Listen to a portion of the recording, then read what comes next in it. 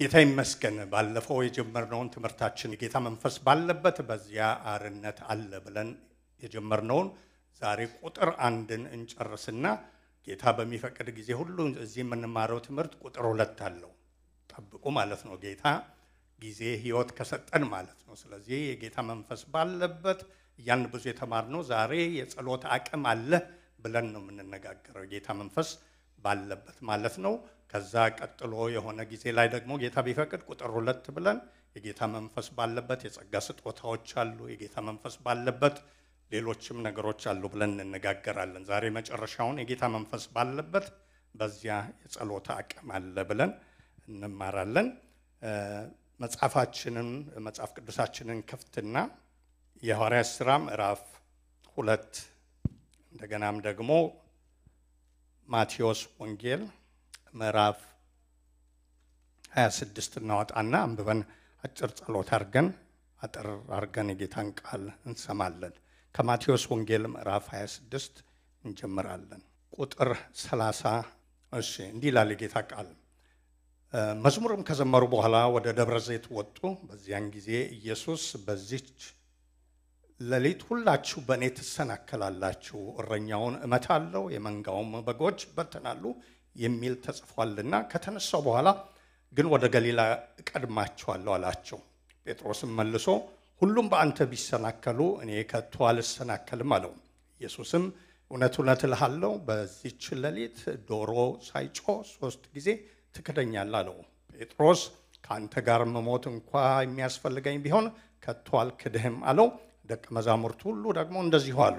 በዚያን ጊዜ ኢየሱስ ከእነርሱ ጋር ጌቴ ሰማኔ ወደምትባል ስፍራ መጣ። ደቀ መዛሙርቱንም ወዲያ ሄጄ ስጸልይ ሳለ በዚህ ተቀመጡ አላቸው።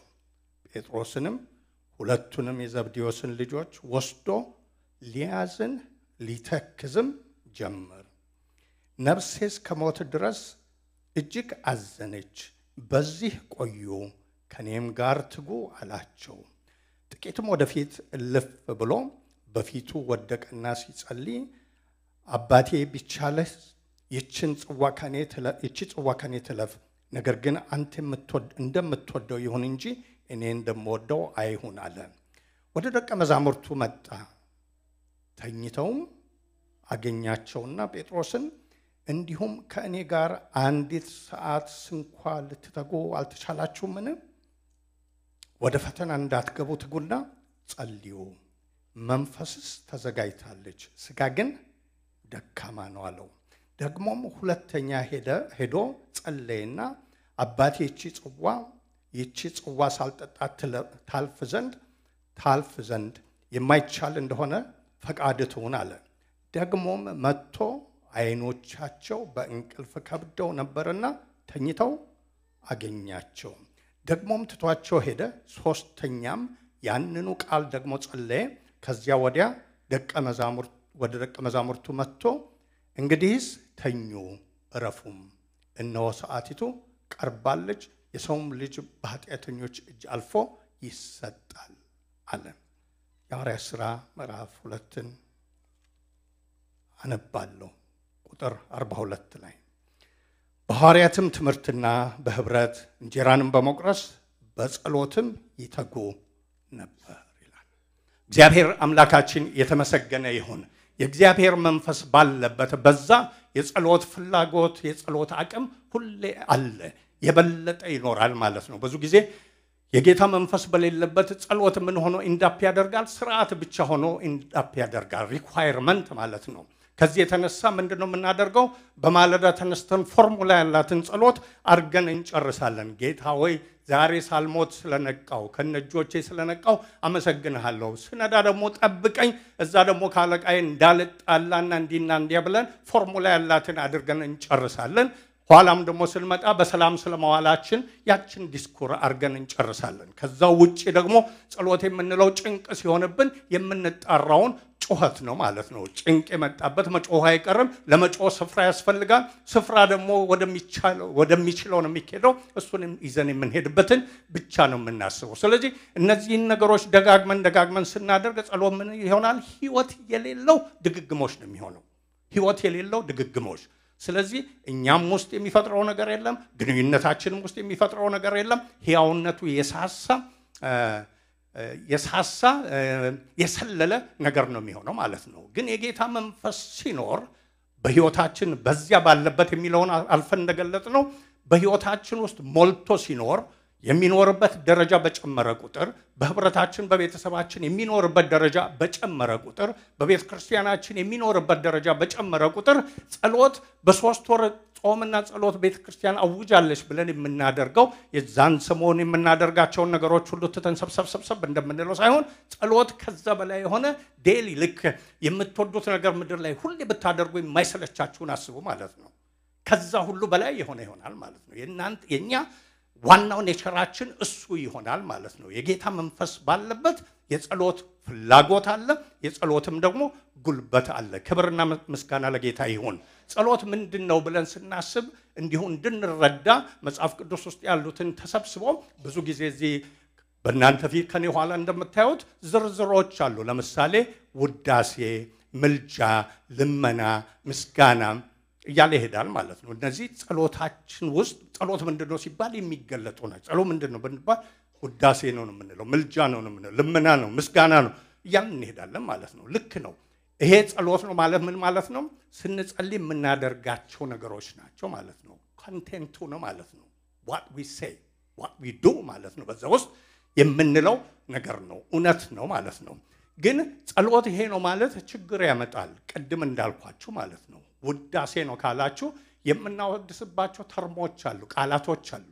እነሱም ብለን መጀመሪያ ቃሉን ያወቅን ጊዜ ወይም ደግሞ የተለማመድን ጊዜ የሚያነሳው ነገር አለ። ግን ደጋግመን ስንለው ራሱ ሩቲን ነው የሚሆነው። ልመና ነውም ስንል እንደዛው ነው የሚሆነው ማለት ነው። ይገርማችኋል፣ ደቀ መዛሙርቱ አይሁድ እንደነበሩ ታውቃላችሁ አይደል? የአይሁድን መጽሐፍ ያነበቡ ጸሎት፣ ውዳሴ፣ ምልጃ፣ ልመና፣ ምስጋና እንደሆነ ንስሐ እንደሆነ የሚያውቁ ናቸው። ግን ጌታ ከመጣ በኋላ አብረውት እየኖሩ የሱን ጸሎት ማየት ሲጀምሩ እሱ የሚጸልይበትን መንገድ የሚጸልየውን ነገር ማየት ሲጀምሩ አንድ ነገር ጠየቁት። እንዴት እንደምንጸልይ አስተምረን ብለው። በጣም የሚገርም ነገር ነው። እንደኛ ከአሕዛብ መጥተው ዛፍ ስር እየሰገዱ መጥተው ቢሆን አንድ ነገር ነው። ይሄ ጸሎት ይሄ ነው የምንለውን ያውቃሉ። የመዝሙረ ዳዊት መጽሐፍ ጌታ ሳይመጣ በፊት ነው የተጻፈው። እሱን ማወቅ ብቻ ሳይሆን በቃላቸው ይሸመድዱታል። ስለዚህ በዛ መንገድ ያውቃሉ፣ እያረጉትም ነው። ግን ምን ሆኖባቸዋል? ለእነሱ ሩቲን ነው። ጌታ ደግሞ መጣና በሕይወት ውስጥ ያለው ጸሎት የትኛው ነው? የማይጠገብ ጸሎት ነው ማለት ነው። ትልቅ ጉባኤ ያደርግና ያስተምርና ይጸልይና ሰዎች ከተፈወሱ በኋላ እሱን ሊያሞጋግሱ ሲመጡ እሱ ሹልክ ብሎ ሄዶ ከአባቱ ጋር ይጸልያል። ወደ ተራራም ፈቀቅ አለ። አስተምሮ ፈውሶ ብዙ ሰዎች ከመጡ በኋላ እሱ ወደ ደብረ ዘይት ተራራ ሄደ። በዛም ምሽቱን አሳለፈ ይላል በተደጋጋሚ ማለት ነው። ስለዚህ እንዴ ለጸሎት እንደሚሄድ ጸሎትንም እንደሚጸልይ ሲያዩ ምንድነው ሌሊቱን በሙሉ እዛ የሚያጸልየው ነገር ብለው ሳያስቡ የቀረ አይመስልኝም ማለት ነው። አንዴት ስትናገር እንዲህ አለች። ጌታን የተቀበለች ሰሞን ጸልያ አጠግብም ማለት ነው። ቤቷን እየዘጋች እየጸለየች ቤቷን እየዘጋች አልወጣ እያለች አስቸገረች። እናትየው በጣም ደነገጡና ምንድነው የምታደርጊው ብለው ጠየቋት።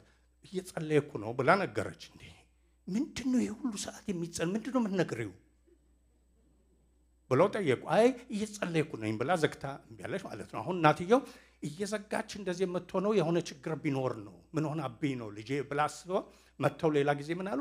ምንድነው የምትጨቀጭቂው እግዚአብሔርን? እስቲ ምንድነው ስጠኝ የምትይው? ግማሹን ለኔ ንገሪኝና እኔ ሰጥሻለሁ። ምንድነው ይሄ ሁሉ ጊዜ ብለው ይጠይቃሉ። እሷ ግን ስጠኝ አይደለም እያለች ያለችው እዛ አብሬህ ልዋል እያለች ነው። ልዋል ብቻ ሳይሆን ላወያይህ እያለችው ነው ማለት ነው። ገብቷችኋል? ስለዚህ ጌታችንን ሲጠይቁት ጌታ መልሶ የሰጣቸው ጸሎት ማለት ውዳሴ ነው፣ ምልጃ ነው፣ ልመና ነው፣ ምስጋና ነው፣ ንስሐ ነው አላላቸውም። ስትጸልዩ እንዲህ ብላችሁ ጸልዩ። በሰማያት የምትኖር አባታችን ሆይ አድራሻ ነገር አይደል? ከዛ በኋላ የመጀመሪያው ፓርት በሙሉ ስለማን ይናገራል? ስለ እግዚአብሔር መንግስት ትምጣ፣ ፈቃድ ትሁን። ምን እያለ ነው? ስትጸልዩ እግዚአብሔርን አስቀድሙ እያለ ነው ያላቸው ማለት ነው። whenever you pray ውዳሴ ይሁን ንስሐ ይሁን ምልጃ ውስጥ ምን አለ? ሁሉ እግዚአብሔርን ማስቀደም፣ እሱን ማሰብ፣ እሱን መፈለግ አለ። ሁለተኛ ለእናንተም ብታስቡ በነገራችሁ ሁሉ እግዚአብሔር ጣልቃ እንዲገባ ለምኑት፣ የዕለት እንጀራችንን ስጠን ዛሬ ብላችሁ ጸልዩ ብሎ በዛ ነገራቸው ማለት ነው። ሶስት ነገርን ስፍራውን ነገራቸው፣ እሱ ላይ ተኩሩ አላቸው። ወደ እናንተ ስትመለሱ ደግሞ ምን አለ?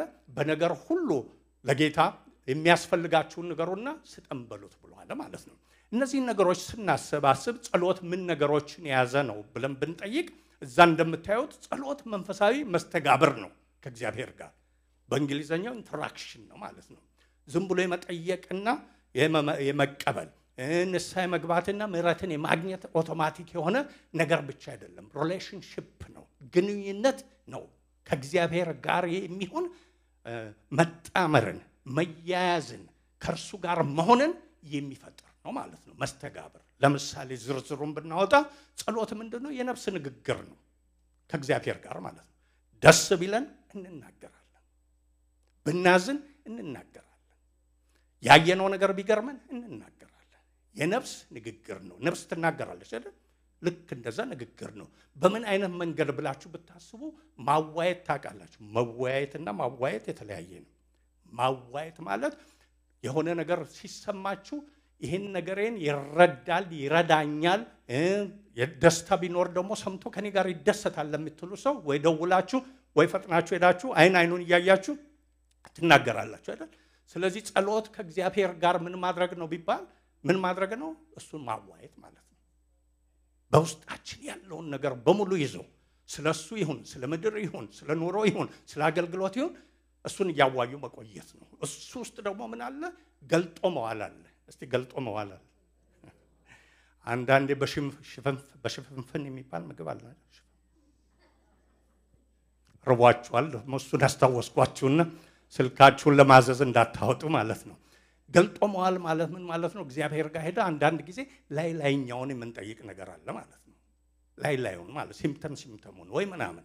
ግን ጸሎት እግዚአብሔር የሚለው ምንድነው? ገልጣችኋል ከኔ ጋር ሳትናገሩ አውቃለሁ፣ ሳትሆኑ ገምታለሁ፣ ለምን እንደምታስቡ አውቃለሁ። ስለዚህ ወደ እኔ ስትመጡ ስታዋዩኝ፣ ለሰው ስታዋዩ በምታደርጉት ደረጃ ብቻ ታደርጉ። ምን አድርጉ? ገልጣችኋል እንዳላችሁ እርቃናችሁ። ይገርማችኋል፣ የሰው ማንነቱ እኮ አካሉ አሁን ስለለበስን እርቃናችን አይደለንም አይደል? ግን ሁላችንም ውስጥ ያለ አካል ሁላችንም ውስጥ ያለ ነው። የሰው ማንነቱ የተደበቀ ማንነቱ ምን እንደሆነ ታውቃላችሁ? ሐሳቡ ነው አይደል? እጅ አላችሁ የላችሁ? እኔም አለኝ፣ ብሸፍነውም ባልሸፍነውም አይደለም። ግን ሐሳብ የኔ ያለኝ ከእናንተ ሊለይ ይችላል። ልክ እንደንጂ ተመሳሳይ ላይሆን ይችላል ማለት ነው። ስለዚህ ሰውየው ውስጥ ያለው ዋናው ነገር የሚያስበው የሚመዝነው ነው ማለት ነው። ጌታ ጋር ስንሄድ ስለዚህ ነገር ያሰብከውን ብሎ ሲጠይቀን ምን አድርጉ ነው በጸሎት የሚለው? ገልጠዋል ነው። የማይሸፍነው የለም። እነሆኝ ሳሙኤልን ሲጠራው 2-3 ጊዜ ሲጠራው ሳይሰማ ቀረ አይደል? ኤሊ ምን ብሎ ነገረው? እነሆኝ ባሪያ ይሰማልና ተናገር። የምትወደውን ጸሎት እሱ ማለት ነው። ይህም ብቻ አይደለም፣ በፊቱ ማሰብ እና ማሰላሰል። እስቲ ኢማጂን አድርጎ ማለት ነው። thinking in the presence of the Lord፣ በጌታ ፊት ማሰብና ማሰላሰል። ማለዳ ብንነሳ እየታጠበን ይሁን የፕላን እያወጣን ይሁን በጌታ ፊት whatever we do ቀኑን ሙሉ ማለት ነው በሱ ፊት ማሰብ፣ ማሰላሰል፣ መመዘን። ገብቷችኋል? እሱ ጸሎት ነው። ማሰብና ማሰላሰል በፊቱ። እንደገና ደግሞ ያለ መወሰን መቅረብ ነው። ከመግለጥ ጋር የተያዘ ነው። ምን ማለት ነው? አንዳንድ ጊዜ ይሄን እኔ እችለዋለሁ፣ ምን ችግር አለ? አሁን ደግሞ እችን ለመውሰድ ጌታን ደግሞ መጠየቅ አለብኝ። እችን ብቻ አድርግልኝ፣ እችን እችላለሁ እንላለን አይደለም። ትንሿም ትሁን ትልቋ እሱ ፊት በማዋየት የሚደረግ ነው ጸሎት ማለት ነው። ጸሎት ይህንን ያካተተ ነው። ግን ብዙ ጊዜ ጸሎታችንን እስቲ ያስቡ፣ ስንመዝን የትኞቹ ናቸው? ቅድም ያልኳችሁ ተርታ የጠበቁ ናቸው። ለከነሳ አልገባው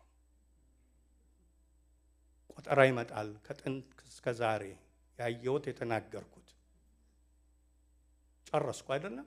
ነገስ መጥቼ ንስሐ በገባ ወደኋላ ባስበው ሌላ ይመጣል። ይሄው ነው፣ እኔው ነኝ እኮ ትላንት ያደረኩት እስከ ዛሬ የደረሰው። ንስሐ መጥፎ ነው ማለት አይደለም። ግን ምን ሆኖ መውጣት አለበት? ናቹራል ሆኖ መውጣት አለበት። ከጌታ ጋር ሳዋየው እንደገና ደግሞ ራሴን ገልጬ ስኖር የዛን ጊዜ መንፈስ በውስጤ ሲያመጣ አንተ እኮ ብሎ በሚያመጣው ጊዜ ወየው ጠፍቻለሁ ብዬ እንደ ኢሳይያስ የማደርገው ነው እንጂ የሆነ ነገር አትጋም ፖይንት ሆኖ ስርዓት ነውና ብዬ የምመዝነው ነገር አይደለም። እሱ ህይወት አይደለም። እሱ ምንድነው? ኑሮ ነው ብለው ድግግሞሽ የሞላበት ነው ማለት ነው። ጸሎት ይሄ ነው። ስለዚህ እነሱ ጌታ ይሄን ሲያደርግ በፊቱ ሲውል ሳይጠግብ ሲቀር በየተራራው ሲወጣ ምሽቱን አድሮ መጣ ሲባል እኛም እንዳንተ መሆን እንፈልጋለን አሉ። እንደኔ መሆን ነው የምትፈልጉት ጸሎት እንዲሆንላችሁ? ስለዚህ ወደ ጌታ ስትቀርቡ የነፍስ ንግግር ማዋየት፣ ገልጦ መዋል፣ በፊቱ ማሰብና ማሰላሰል፣ እንደገናም ደግሞ ያለ መወሰን መቅረብ ይሆንላችሁ ብሎ አስተማራቸው። በቃል አስተማራቸው፣ በኑሮ አሳያቸው። ካሳያቸው በኋላ ገብቷቸዋል። እስቲ ገብቶናል በል። አሁን ያልኩት ገብቷናል አይደል? እዚህ ጋር ገብቶናል። እዚህም ደግሞ ተቀብለናል በሉ። ጨረስኩ ነኝ ማለት ነው። ተቀብለዋል እዚህም ውስጥ ማለት ነው። ስለዚህ ፍላጎቱ አላቸው እሱን ለመሆን ማለት ነው። ግን ችግር የሆነው ምንድነው? ጉልበት አጡ ማለት ነው። ጉልበት አጡ። መረጃው የቱ ነው? ቅድም ማቴዎስ 26 ላይ ያነበብኩት ማለት ነው። ማቴዎስ 26 ላይ ነው ያነበብኩት። አሁን እንግዲህ ጥያቄ ልጠይቃችሁ ነው። ተዘጋጅታችኋል? ሰብሰብ ብላችሁ። ማቴዎስ ስንት ምዕራፍ አለው? እፎይ ጌታ ይባርካችሁ። ጉር ልትሰሩኝ ነበር አዋርዳችሁ። ማናችንም አናውቅም ብትሉ እኔ ፎሪ ወጣው ማለት ነው። እስካሁን ቸርች ውስጥ ሁሉ ኖሮ ይባል ነበር። እልል ምንም አልቀረኝም። 28 ስለዚህ ከ26 ከ28 ስንት ይርቃል? 2። ከዛ በፊት ስንት ምዕራፎች አሉ? 25። 25ቱን ሁሉ ስልጠና ሲሰጣቸው ቆይተዋል። እነሱ ምን ብለዋል? ገብቶናል። ለምሳሌ አስተማሪ ያስተምርና this clear ብሎ ሲጠይቅ ተማሪ ምን ይላል? yes ይላል። ግን የሚለካው መቼ ነው? ዲሴምበር ሜይ ላይ yes ያለው ሁሉ ሲቀርብ ነው የሚለካው ማለት ነው። ስለዚህ የነዚህ yes ገብቶናል ያሉት መለኪያው ሆነ ማለት ነው። መለኪያው ደግሞ የት ነው የሆነው? ጌተሰማኒ ላይ ይዟቸው ሄደና ራትም አብሮ በላና ወደ ተራራማ ወጣቸውና ሳስቶላቸው ደግሞ ምን ብሎ ይነግራቸዋል? አሁን የምትሰነካከሉበት ሰዓት ነው ብሎ ይነግራቸዋል። በእኔ ትሰነካከላላችሁ፣ ግን ቢሆንም እኔ ወደ ገሊላ ቀድማችኋለሁና በዛ እንገናኛለን አልፎ ከተሰጠ በኋላ ይላቸዋል። ቀድሞ እኮ እየነገራቸው ነው። ሲያስጠነቅቃቸው እነሱ ምን አሉ? አይ በእውቀት ቢሆን ዳብረናል፣ በፍላጎት ቢሆን ሞልተናል። ስለዚህ እኛ ልንሰናከል አንችልም። ጴጥሮስ እነሱን ወክሏል ማለት ነው። ታውታው ዶሮ አንድ ጊዜ ሳይጮህ ቢለው በፍጹም ሞት እንኳን ቢሆን አለ። እነዛ ምን አሉ ደግሞ? yes እኛም ብሎ አሉ ማለት ነው። ከዛ ለፋለና ወደ ጌቴሰማኒ ሲደርስ እንዲያላቸው ነገራቸው። የልቡን ነፍሴ አዝናብኝ። ልብ ብላችሁ አስቡ። እስካሁን ድረስ አብሯቸው ሲኖር ለኢየሩሳሌም ካለቀሰው ሰዎች ተቸግረው ካዘነላቸው ውጪ ለራሱ አዝኖ አያውቅም። አሁን ግን በዚህ ሰዓት ምን አለ? ነፍሴ ታወከች፣ ነፍሴም አዘነችብኝ። እስቲ እልፍ ብዬ ልጸልይና ልምጣ። እናንተ ምን አድርጉ አላቸው? ከኔ ጋር ትጉ። እስቲ አሁን ሰው እንደዛ ቢላችሁ አሞኛልና ሕክምና አለኝና ትጉልኝ ብላችሁ ሄዳችሁ ሳምንት እስከ ሳምንት ብቻ ትሆናላችሁ? ይሄ ሰብአዊ አይደለም። አብሮ ከመኖር እንኳን የሚመጣ አብሮ መኖራችን ራሱ በውስጣችን ሊያመጣው የሚገባው ነገር ነው። እንዲህ ተብሏልና ቼክ እናድርግ እንጸልይ ነው አይደል? እነሱም ፈልገዋል። yes ሲሉ ቆይተው ከኔ ጋር ትጉ ብሏቸው ሄዶ ሲመለስ የት ነው ያገኛቸው? ያውም ፎቶ አንስቻቸዋለሁ። በነሱ ቤት ማንም አላየንም ብለው ለጥ ብለዋል። አዎ እዚህ ጋር ይታያቸዋል። 12ቱን ይዞ ሄደና ሌሎቹን ትቶ 3ቱን ይዞ ነው ወደዛ ሄደው። ከኔ ጋር ትጉ ያላቸው ለጴጥሮስ ለዮሐንስና ለያዕቆብ ነው አይደለም? ጌታ እዛ ጋር ይጸልያል። ነፍሱ ተጨንቃ እነሱ ከስሩ እንዴት ሆነዋል? ቁሽ አንድ ጊዜ አይደለም መጥቶ ሲያቸው መጣህ እንዴ ይላሉ። እዛ ስሩ ነው ፈልገዋል እኮ እንደገና መሆን እንዳለበትም አስበዋል። ምንድነው የጠፋው? ጉልበት ጠፋ፣ አቅም ጠፋ። ስለዚህ ጌታ እየተሰቃየ እዛ ላይ ደም ላብ እያላበው ጣር ውስጥ ሆኖ ተጨንቆ የማያውቀው ጌታ እነሱ ምን ላይ ናቸው? ብሏል ማለት ነው። መጣና እያቸውና ምን ብሎ አላቸው? ተኝቶ አገኛቸውና ከጎኑ እንዳለው ውስጥ ከኔ ጋር አንዲት ሰዓት እንኳን ልትተጉ አልቻላችሁም? ይሄ ሁሉ ትምህርት፣ ይሄ ሁሉ እውቀት፣ ይሄ ሁሉ ፍላጎት እኔ ጣር ላይ ሆኜ ዋጠብን ምን የሚሉ ይመስላችኋል? አይ አልተቸገርንም አይሉም። ልባቸው ምን ይላል? ፈልገናል የሚል ይመስለኛል። ስለዚህ እንደገና ትጉ ብሏቸው ሄዶ ሲመጣ አሁንም የት ናቸው? ለጥ ስንት ጊዜ? 3 ጊዜ። ጌታ ከዛ ይጠብቀን። መጨረሻ ሲመጣ አይቷቸው መሃል የመጀመሪያው ላይ መጣ ጊዜ መንፈስ ተዘጋጅታለች፣ ስጋ ግን ደካማ ነው ብሏቸው ሄደ ማለት ነው። ከዛ መጨረሻ ላይ ሲመጣ ያው ስርዓታቸው ኑሯቸው መተኛት እንደሆነ አወቀና እንግዲህስ ረፉ ተኙ አላቸው ማለት ነው። ጸሎቱን ጨርሶ ነው የመጣው ማለት ነው። ስለዚህ እዚህ ጋር የምናየው እነሱ ህይወት ውስጥ ዕውቀቱ እንኳን ያለ ፍላጎቱ እንኳን ያለ የጌታ መንፈስ ከሌለ ጸሎት አይቻልም ማለት ነው። ቢቻልም የትኛው አይነት ጸሎት ነው? ይሄ ቅድም ያልኳችሁ ሩቲን የሆነው ጸሎት ነው የሚቻለው ማለት ነው። ያ ነገር ግን ህይወታቸው ተቀየረ፣ በአንድ ጊዜ ተቀየረ። ምን በመጣ ጊዜ? መንፈስ ቅዱስ በመጣ ጊዜ። ቅድም የሐዋርያት ሥራ ምዕራፍ 2 ላይ ያነበብኩላችሁ ውስጥ ምን ይላል? በጸሎትም ይተጉ ነበር። እስቲ ከኔ ተከትላችሁ በሉ። በጸሎትም ይተጉ ነበር። ቢፎር ድሮ ምን ነበር ህይወታቸው? ጸሎትን ሲያስቡ መገኛቸው ነበር። እኛን አይመስሉም? አንዳንድ ቀናት ማለዳ ቁርጥ ነው ጌታን ፈልጋለሁ ብለን ፎር ሲመጣ እንዲህ እንላለን። 5 ሲመጣ 30 ደቂቃ 30 ስትመጣ 6 ስትመጣ ቁልጭ ያልነውን ተነስተን የምንሄደው ማለት ነው። የኛን ህይወት ነው የሚመስለው። ለምን ብለን ብንጠይቅ እነሱም እንደዛ ነበሩ። እኛ አሁን ያለንበት ሊቀየር የሚችለው ምን ሲሆን ነው? እነሱ ህይወት ውስጥ ገብቶ ህይወታቸውን የቀየረው ነው ማለት ነው። ሌላ ምንም ትሬኒንጉ ያው ነው፣ ዕውቀቱ ያው ነው። አዲስ ነገር በእነሱ ህይወት የሆነው መንፈስ ቅዱስ መምጣቱ ብቻ። ልክ እሱ ሲመጣ አርጉ የሚላቸው የለም፣ አታርጉ የሚላቸው የለም፣ አትተኙ ያላቸው የለም። ሁሉም በአንድ ጊዜ ምን ሆኑ? በረቱ። ስለዚህ ምን ተብሎ ተነገረላቸው? ሁሉም በአንድ ልብ ሆነው በአንድ ላይ በጸሎት ምን ያደርጉ ነበር? ይተጉ ነበር። ኢየሱስ ጌታ ነው። በመከራ ይሁን በደስታ ጊዜ፣ በማወቅ ጊዜ ይሁን ባለማወቅ ጊዜ፣ በተከለከሉ ጊዜ ይሁን ባገኙ ጊዜ፣ ሁል ጊዜ ምን ያደርጉ ነበር? በጸሎት ይተጉ ነበር ማለት ነው። መንፈስ ቅዱስ ባለበት እንቅልፍ እንደዚህ አይነቱ ጠፍቶ ሁል ጊዜ ምን አይነት ነገር ይመጣል? በጸሎት መትጋት ይመጣል ማለት ነው። ጥቂት ነገሮችን እነሱ ያደረጉባቸውን የጸሎቶችን እኒ ማለት ነው። ለምሳሌ ምዕራፍ 3 ላይ በተለመደ የጸሎት ጊዜ ይላል። ምን ማለት ነው? ልክኛ ማለዳ በዚህ ቀን እንጸልያለን ብለን ኩሽ ብለን እንደምንመጣው ሊሆንባቸው በሚችል ጊዜ የተለመደ የጸሎት ጊዜ ነበር።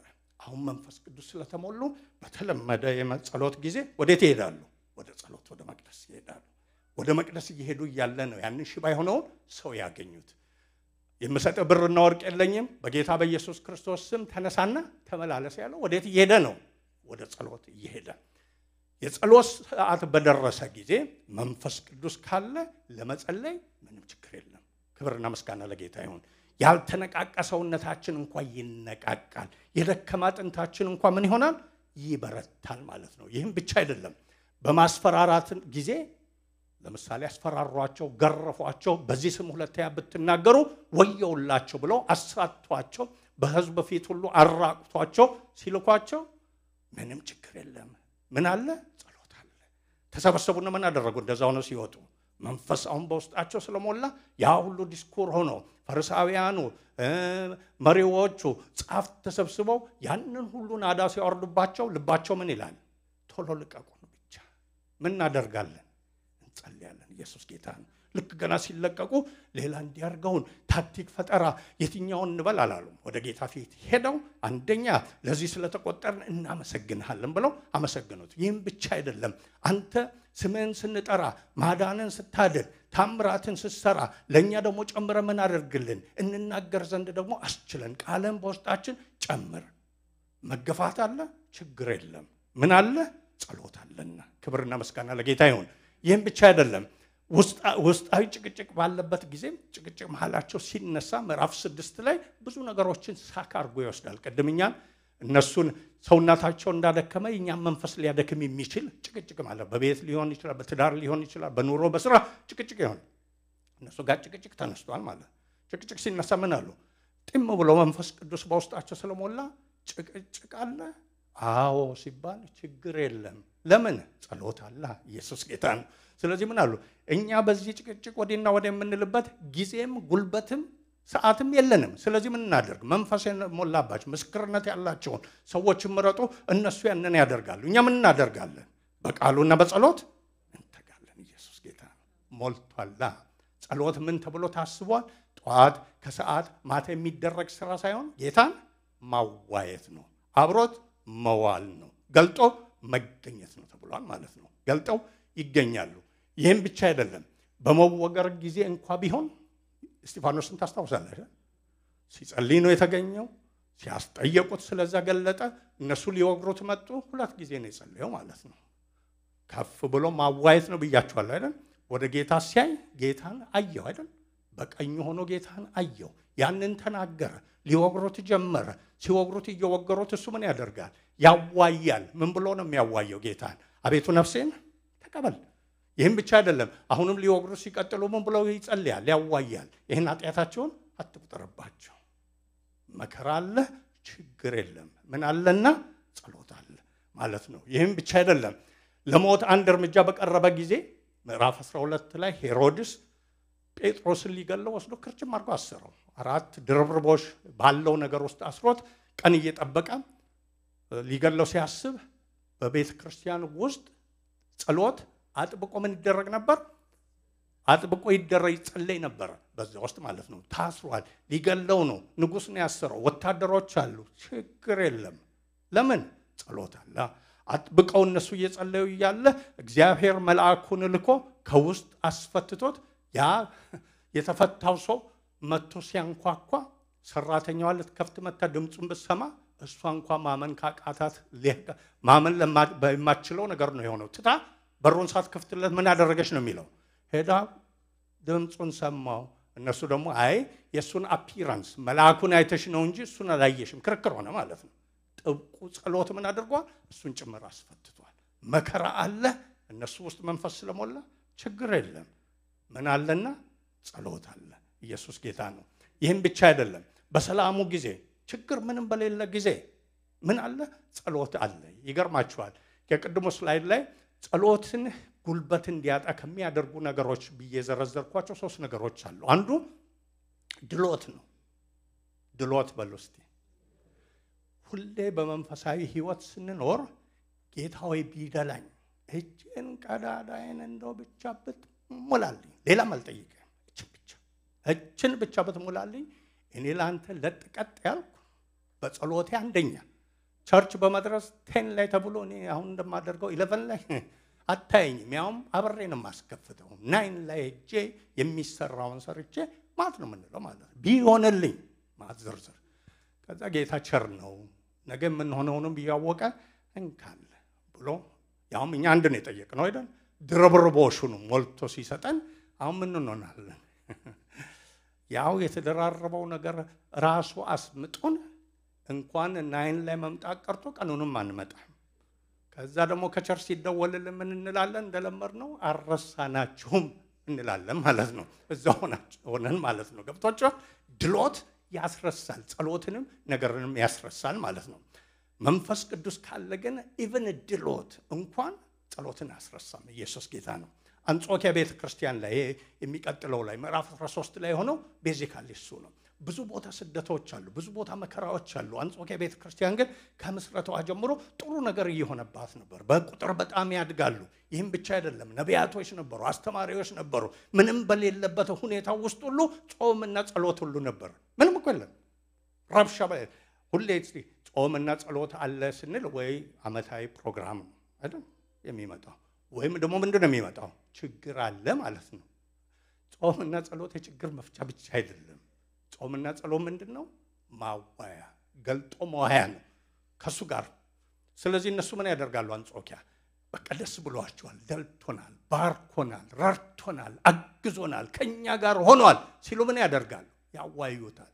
በዝማሬ ያዋዩታል፣ በቃል ያዋዩታል፣ አብረውት ይሆናሉ። እርስ በርስ በተለያየ ነገር ሲሆኑ ጌታ ደግሞ ደስ አለውና ምን አመጣ? ሌላ መገለጥን አመጣ። ደስ ብሎኛል ያደረጋችሁታልና በርናባስንና ጳውሎስን ላዘጋጅ ለጠራኋቸው ነገር ለዩልኝ አለ። እነሱም ደግሞ ጸልየውና ለዩ። እዛ ውስጥ ድሎት አለ። አዎ ድሎት አለ፣ ግን ችግር የለም። መንፈስ ቅዱስ ካለ እዛ ውስጥ ምን አለ? ጸሎት አለ ማለት ነው። ክብር ለአምላካችን ይሁን። ይህም ብቻ አይደለም። በእስር ቤት ተገርፎ ተጠርቆ በመታሰር ጊዜ ችግር ነው አይደለም? የጌታ መንፈስ ካለ ግን ችግር የለም። በጣም ነው የሚገርመው። ምዕራፍ 16ን ሄዳችሁ ስታነቡ ያንን የምታዩት። ሄዳችሁ ስንት ምዕራፍ አልኩኝ? እስቲ ድገሙልኝ። ምዕራፍ 16 የሐዋርያት ሥራን አንብቡ። ይኸው እዛ ጋር ሰበቡ ሊበዛ የሚችልበት ብዙ ምክንያት አለ። ሐዋርያው ጳውሎስና አብረውት ያሉት ጓዶቹ ሊሄዱ ተነሱ። ሄዳችሁ አንብቡ። ወደ እስያ ልንሄድ ተነሳን ይላል። መንፈስ ቅዱስ ከለከለን። ወደ ቢታንያ ልንሄድ ወጣን። መንፈስ ቅዱስ ምን አደረገን? ከለከለን። ከመቄዶንያ አንድ ሰው ደግሞ ናና ስበከን ወይ ተናገረን ሲል አየሁት። ወደዛም ሄድናል። እዛ ሲሄዱ ምንም ነገር የለም። ምኩራብ ነው የሚፈልጉት፣ ምኩራብም አላገኙም። ስለዚህ ምን ተባለ? ሴቶች አሉ ከከተማው ውጪ ለጸሎት የሚሰበሰቡ ተባለ። እዛ ሄደው ሲሰብኩ ነው ሊዲያን ያገኙት ማለት ነው። የሄዱበት ቦታ ምንም የሌለው ነው ልላችሁ ነው፣ ውጪ እስከሚያገኙ ድረስ። ያን ብቻ አይደለም። ከዛ በኋላ ሲሰብኩ ደግሞ ሰዎች መዳን ጀመሩ። አጋንንት ያለባት ነፃ ወጣች። ከዛ በኋላ ወዲያው የነሱ ስፍራ የት ሆነ? ሹመታቸው ማዕረጋቸው የት ሆነ? ወይኒ ቤት ነው የሆነው ማለት ነው። አስቡ እንግዲህ እስያ አትሄድ፣ ቢታንያም አትሄድ፣ ወደዚህ ሂድ ብሎ ያመጣው መንፈስ የት ነው ኢንዳፕ ያደረጉት? ያስደረጋቸው ተጠርቆ የሚታሰሩበት።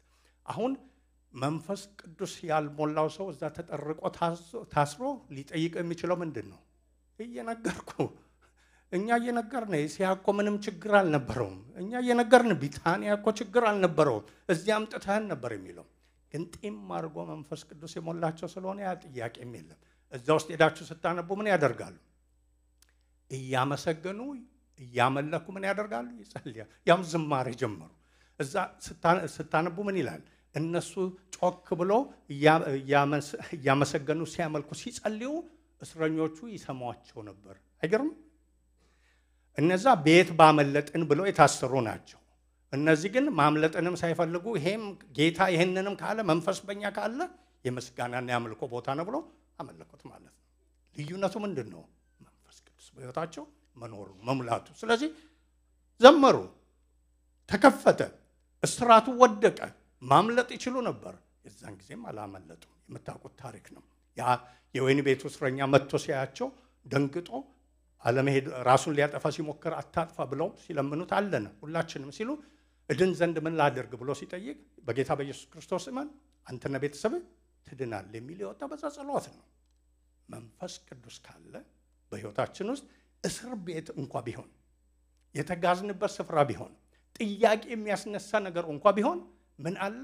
ከጌታ ጋር መዋየት ማዋየት አለ፣ ገልጦ መኖር አለ፣ ማምለክ አለ፣ መመዘን አለ። መንፈስ ከሌለ ግን ማጉረምረም ነው፣ መጫጫህ ነው፣ መቦጫጨር ነው የሚሆነው። መንፈስ ቅዱስ ግን በሕይወታችን ካለ ያ ነገር ሁሉ የተነቀለ ነው። በመጨረሻም የመለየት የመሰነባበት ጊዜ እንኳ ሲሆን ምዕራፍ 20 ላይ ጳውሎስ ያን ሁሉ ካደረገ በኋላ ባይ ባይ ሊላቸው መጣ። እንደ ሰዎች ሆነው ተላቀሱ። እሱም ደግሞ ምን አለ? ሁለተኛ ፊቴን ላታዩ ትችላላችሁ አለ። ብዙ ከተመካከሩ በኋላ ለጌታ ጸጋና ለቃሉ አሳልፎ ከሰጣቸው በኋላ ምን አድርገው ነው የተለያዩት? ሁሉም ጸልዮ ተበራርከው ተለያዩ። ኢየሱስ ጌታ ነው። እግዚአብሔር አብሮ የሚያኖርበት ጊዜ አለ። ለሌላም ነገር ደግሞ የሚያሰናዳበት ጊዜ አለ። ያ ሲመጣ የጌታ መንፈስ ካለ ችግር የለም። ምን አለ? ጸሎት አለ። ኢየሱስ ጌታ ነው። ስለዚህ የጌታ መንፈስ ባለበት በዚያ በየትኛውም ነገር ውስጥ ብንሆን ቅድም ያልኳችሁ ስርዓታዊ የሆነው ጸሎት ሳይሆን ጊዜና ሁኔታ የሚቀሰቅሰው ጊዜና ሁኔታ ጉልበት የሚሰጠው አይነት ጸሎት ሳይሆን ከዛ የወጣው ማዋየት፣ ከእርሱ ጋር አብሮ መኖር፣ ገልጦ መናገር፣ እንደገና ደግሞ መሰንበትን የያዘ ጸሎት ያለ። ስለዚህ ጸሎታችን እንዲቀየር ካሰብን ፎርሙላ አናስብ፣ መሐላ አናብዛ። ልናደርግ የሚገባን ምንድን ነው? የጌታ መንፈስ በስቶ በሕይወታችን እንዲኖር ሲክ ማድረግ ይኖርብናል። ይገርማችኋል፣ ያለን የጸሎት መፈለግም አቅምም ደረጃው የምን ምልክት ነው? የመንፈስ መገኘትን ያህል ነው ማለት ነው። ቅድም እንደነ ጴጥሮስ እንደው ክልቱ እያልን የተቸገርን ከሆነ ያን ያህል ነው ማለት ነው። የጌታ መንፈስ በውስጣችን ያለው ማለት ነው። በውስጣችን በማዳኑ በሁላችንም እኩል አለ። ግን በመግዛቱ በመቆጣጠሩ በመምራቱ ደረጃ ያችን ያህል ያለ ማለት ነው። ስለዚህ የጌታን መንፈስ በውስጣችን እንዲሞላ እንደገና ደግሞ ሞልቶ ደግሞ ህይወታችን እንዲቀይር ከፈለግን ወይም ደግሞ ካሰብን ያ ደግሞ ከሆነ የጸሎት ህይወታችን አርግ ተብለን ሳይሆን እንዲሁ ይቀየራል ማለት ነው። እንዲሁ ይቀየራል። እነዚህ ደቀ መዛሙርት ቅድም ቢፎር እና አፍተር ብዬ እንዳሳየኋችሁ እዚህ ጋር ላይ መሰለኝ ያው ናቸው። ቢፎር እነሱ ነበሩ፣ አፍተር ግን ውስጣቸው ይነደደ ሆነ። ምንድነው የሆነው? መንፈስ በየጊዜው ይሞላባቸው ነበር። ከዚህ በፊትም ተናገር ያለው አሁን ለመጨረሻዬን ሳሰባስብ እንዲህ ብዬ ልናገር። መንፈስ ሙላት ብለን ስናስብ አንዱ ብዙ ጊዜ የምናስበው እዚህ አሁን ካልን በኋላ ጸልየን በምስጋናም ሆነን እንደገናም ደግሞ መዝሙር ተዘምሮ ሞቅ ብሎን የምናገኘውን ጆይ ብቻ ነው የምንለው። እሱ አንዱ ምልክት ነው። ግን ያ ብቻ አይደለም። በመንፈስ መሞላት ማለት በመንፈስ ቁጥጥር ስር መሆን ማለት ነው። ሲጀምር እንዳልኳችሁ ሁላችንም ውስጥ የጌታ መንፈስ አለ። ባይኖር እዚህ ማናችንም አንመጣም። ይሄን ተስማምተናል?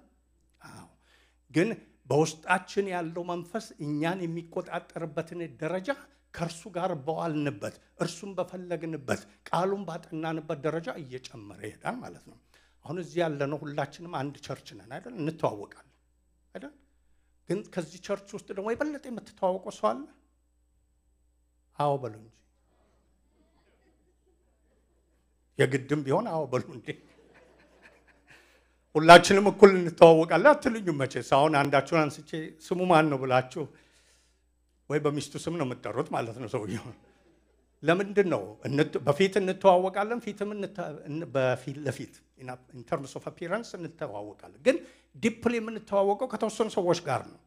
ሲሆን ቤተሰብ፣ ባል፣ ሚስት፣ ከዛም ጎረቤት፣ ከዛም ጓደኛ እያልን ነው የምንሄደው። ለምን? አብረን ስለሆንን ነው። አብረን ህይወታችን ስላጣመርን ነው። ሌላ እኮ ምንም ነገር የለውም። ገብቷችኋል? ከመንፈስ ቅዱስ በውስጥ ግን አንድ ቸርች ነው ሁላችን ማለት አንድ ቸርች ነን፣ አበሾች ነን፣ እንደዚህ ነን።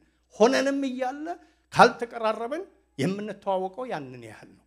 ከጌታ መንፈስ ጋር እንደዛ ነው። በሁላችን ውስጥ አለ። ግን ከቀረበ ነው ከተቀራረብን ከሱ ምን ይሆናል? የበለጠ እናውቀዋለን። እሱም ደግሞ በውስጣችን ሆኖ ምን ያደርጋል? የበለጠ ይገዛናል፣ የበለጠ ይመራናል፣ የበለጠ ደግሞ ይሞላናል። መሞላት ማለት እሱን ነው። በሐዋርያት ሥራ ስታዩ ሄዳችሁ በየጊዜው እነሱ በጸሎት ይተጋሉ፣ ቃሉን በማካፈል ይተጋሉ። መንፈስ ደግሞ ምን ያደርጋል? እነሱን ይሞላባቸው። በተሞላባቸው ቁጥር እነሱ ምን ያደርጋሉ? የበለጠውን ያንኑ ያደርጋሉ። ጸሎቱን ያደርጋሉ፣ አገልግሎቱን ያደርጋሉ፣ አምልኮን ያደርጋሉ። መንፈስ ምን ያደርጋል? የበለጠ ይሞላቸዋል። አሁን ደግሞ ሲሞላቸው ምን ያደርጋል? በቃን ይላሉ አይሉም። ደግመ ባርክም ብሎ ዴዱ ኢት ሞር ባደረጉ ቁጥር የጌታ መንፈስ ምን ያደርጋል? ሞር ሊሚት የለውም። ለዚህ ነው የጌታ ቃል እግዚአብሔር መንፈሱን ስፍሮ አይሰጥም የሚለው። ብትለምኑት እናንተ አባቶች የሆናችሁ የምድራዊ አባቶቻችሁ እንኳን ሲሰጧችሁ የምትለምኑትን የሰማዩ አምላክ እንዴት መንፈሱን አብልጦ አይሰጣችሁም ብሎ ነው የሚናገር። ይሰጠናል፣ ሰጥቶናል። በማዳኑ በመሙላቱም ደግሞ ይሰጠናል። ግን ያ ድግምታዊ ነቅጽበታዊ አይደለም፣ ግንኙነታዊ ነው። እስቲ ግንኙነታዊ ነው በተገናኘነው መጠን እና ቁጥር ነው በእኛ ውስጥ ስራውን ከፍ ያለውን የሚሰራው። ስለዚህ እንዴት አድርገን እንገናኝ? በዚህ እንጨርሳለን። እነዚህን ያን የነገርኳችሁን ነው የምመልሰው ማለት ነው። ሌላ ምንም የለም። ሲጀመር ጀምሮ እስከ መጨረሻው አሁን 70 ዓመት ጌታን አገልግያለሁ። እንግዲህ ጉልበቴም እምቢ አለኝ፣ ድምፄም እንደምታዩት ነው። ስለዚህ በቀረልኝ ዘመን እንኳ ብሎ የሚሰናበት ሰው ቢሆን እነዚህን ነገሮች ከማድረግ መቆጠብ የለበትም ማለት ነው። ከጅማሬ እስከ መጨረሻው ድረስ በህይወታችን ሊፈሉ፣ ሊደምቁ፣ ሊያድጉ የሚገባቸው እነሱ ደግሞ ሊበዙ በበዙ ቁጥር ባደጉ ቁጥር የጌታ መንፈስ እኛ ውስጥ ጢም እያለ ቅድም ያልናቸውን ነገሮች ለማድረግ አቅም ጉልበት እየሰጠን የሚሄደው ይሄ ነው። ስለዚህ በጸሎት ለመበርታት መንገዱ ምንድነው? ጸሎት። ስንጸልይ ደግሞ ይሄ ቅድም ያልኳችሁ አይነት ዝም ብሎ ፊት እንደመታጠብ ወይም ደግሞ ለምግብ ስንጸልይ ጌታ ሆይ እችን ምግብ ስለሰጠ ያመሰግናል፣ ምግቡን ባርክልኝ፣ ለተቸገሩ ስጥ፣ ኦልሬዲ እኮ በሐሳባችን መብላት ጀምረናል። በረከት ርቦታል ማለት ነው ሰዓት ስለደረሰ። እንደዛ አይነቱን አይደለም እያልኳችሁ ማለት ነው። አወያዩት፣ ገልጣችሁ ዋሉ። ቅድም እንዳልኳችሁ በጌታ ፊት አስቡ፣ አሰላስሉ። ምንም ይሁን ስራ ይሁን ኑሮ ይሁን ቆመና ይሁን ዝም ብሎ ማሰላሰል። ምን ትላለህ ጌታ? ከቃሉ ጋር እያዋሃድን ከዘመርነው ጋር እያዋሃድን ብናደርግ ምን እያደረግን ነው ያልነው? እየጸለይን መንፈስ በውስጣችን ከኛ ጋር ግንኙነቱን እያዳበረ ይሄዳል። ባዳበረ ቁጥር ምን እናደርግ? ማዋየትን ለምዳል። አሁን ብዙ ጊዜ ስልክ የምትደውሉለት ሰው አለ። እርስ በርሳችሁ ምን ስለሆነ ነው የምትደውሉለት? ስለቀረባችሁ ነው። ስታናገሩ ስለተረዳችሁ፣ እንደገና እንደዛ አይነት ግንኙነት ስላላችሁ እንኳ ባለ ቁጥር ደስ ቢላችሁ ትደውላላችሁ፣ ብታዝኑ ትደውላላችሁ፣ እንዲሁም ለማውራት ትደውላላችሁ አይደል? ልክ እንደዚህ ሆነ። ወደ ጌታ መንፈስ ቅዱስ ልክ እንደዛ ብናደርግ እሱ ደስ ሲለው መልሶ ይለናል ማለት ነው። ሲለን ደግሞ እኛ ምን እናደርግ? መልሰን እንለዋል። ስንመላለስ ሳናውቅ እኛ እያንዳንዳችን የሙሴ ፊት እንደበራ ልባችንም ነፍሳችን ይበራል ማለት ነው። ያ ደግሞ ሲሆን ምን እናደርግ? ቃሉን እናጠናለን። እንደሚመቸን ሆነን ቃሉን ማጥናት ብዙ አይነት መንገድ አለው። ግን አንድ ጥቅስ ይዞ እሷን እያሰቡ ከህይወት ጋር እያገናኙ ለሰው እያካፈሉ መዋል ጥናት ነው። በቡድን ማጥናት ጥናት ነው። እነዚህ ነገሮች ሳይሆኑ እሁድ መተን ኮንፍራንስ አርገን መገለጥ መጥቶልን ትንቢት አነቃንቆን ልሳን ተናግረን ስንሄድ ተሞላን የምንለው ያስ ተሞልተናል። ግን ለዛች ጊዜ ነው። ገብቷችኋል? ለዛች ጊዜ ነው። እነዚህን ነገሮች ሄደን ካላደረገን ያው እንደነ ጴጥሮስ ኩሽ ነው የምንለው ማለት ነው። ከኩሽታ ለመውጣት ከፈለግን let's do these things more and more አብዝተን እናርጋቸው። አርጋችሁ ደግሞ ይሄ በህይወታችሁ ካልሆነ ጌታን ጠይቁ። ይሄው ቃልህ ይላል በቸርችም ተመሪያለሁ፣ ይሄን ግን በፍቅር አርጋለሁ፣ ተሰጥቼ አርጋለሁ፣ ፈልጌ አርጋለሁ፣ ህይወቴ ለምን እንዲሆነ እሱ ራሱ ጸሎት ነው። ገብቷችኋል? ይሄን ስትሉ እያዋያችሁት ነው፣ እያንኳኳችሁ ነው። በዛ ውስጥ ጌታ ስራውን ይሰራል። ኢየሱስ ጌታ ነው። የጌታ መንፈስ ባለበት ምን አለ? ጸሎት አለ። ረብሻ ያለው ጸሎት ሳይሆን ይሄ ቃቃታ ያለበት ጸሎት ሳይሆን ስሙዝ የሆነ ማለት ነው። ደስ ብሎ ከነፍስ የሚወጣ ፈገግ እያሰኘ የሚወጣ መጮን እንኳ ቢያስፈልግ ከነፍስ የሆነ ጩኸት የሆነ የደመቀ ደስ የሚል ከውስጣችን እየወጣ ጸሎት ይኖራል። የጌታ መንፈስ በሌለበት ግን ጸሎት ትግል ነው። ለዛ ትግል ግን ጌታ አልጠራንም። የሚገርመው እሱ ለናንተ ድሃ ሆኖ የሚል ቃል አለ። ድሃ የሆነው ስለ ኢኮኖሚ ነገር ብቻ አይደለም። እሱ ስለኛ ልክ እኛ የምንሆነው ሁሉ ሆኖ ነፍሱ አዝኖበት ተሰቃይቶ የሄደው እኛ ያንን ከመሆን አምልጠን በሱ ፊት እነዚህ ነገሮች በስተውልን ተሞልተን እንድንመላለስ ነው። ለኛ ነው ማለት ነው። ለእያንዳንዳችን ነው። ይሄን ፈልገን ወደፊቱ በዚህ አይነት መንገድ ስንቀርብ ጌታ ደግሞ ይረዳናል። እንዲህ ብላችሁ ይሄ መጨረሻ ነው። እንዲህ ብለን አናስብ። አንዳንድ ጊዜ እንዲህ የሚል ተረት አለኛ ሀገር ሩቅ ምንድነው የሚባለው? ሩቅ እስቲ ባይስት ሩቅ አሳቢ በሉልኝ ቅርብ አዳሪ ይሆናል ማለት ምን ማለት ነው? አንዳንድ ጊዜ አሁን እኛ ጥጉን ነው የምናስበው የትኛውን መሰላችሁ? ልክ ሐዋርያቱ ምዕራፍ 2 ላይ ሆነው ከዛ በኋላ ወይኒ ቤት ሁሉ የሆኑትን ለምን ባንድ ያልሆነም ነው የምንለው። ገብቷችኋል? ብንሆን ጥሩ ነው። ጌታ ሊያደርግ ይችላል፣ ያርግልንም። ግን ያንን ግብ እናደርግና 3 ሳምንት ስንሞክረው ስናይ ራሳችንን እንኳን ወይኒ ቤት አለቃ ሲቆጣ ተርበትብተን ጠፍተናል። ስለዚህ አይቺ ደግሞ ለኔ አይደለችም ብለን ተዋለን። ገብቷችኋል? እንደዛ እናደርግ። ከትንሹ እንጀምር። አሁን በ2 ሳምንት ከሆነ እንደው ጸሎት ትንሽ ሙዱ እንኳን ገብቶን የምናደርገው ወደዚህ እናምጣው ማለት ነው። በአንድ ሳምንት የበረታ ጸሎት። እሱን ደግሞ ከተለማመድን በኋላ በ2 ቀን በ3 ቀን እያደረግን ስናመጣው ምን ይሆናል? የኛ ህይወት ይሆናል ማለት ነው። የቃሉም ጥና እንደዛ ይሆናል ማለት ነው። ልክ ኒው ይር ላይ እንደምናደርገው 10 ፓውንድ ቀንሼ ፌብሩዋሪ ላይ ወገቤ ልንገራቸው እኔን ፌብሩዋሪ ሳይመጣ ጃንዋሪ ምናምን 3ኛ ሳምንት ላይ አይዲያ ብለን የድሮ ልብሳችን አውጥተን ነው የምንመጣው። እንደዛ እንዳይሆን ካለን በእጃችን ካለው እንጀምር። በትንሹ ማለት በትንሹ ትናንት በዚህ አልበረታው።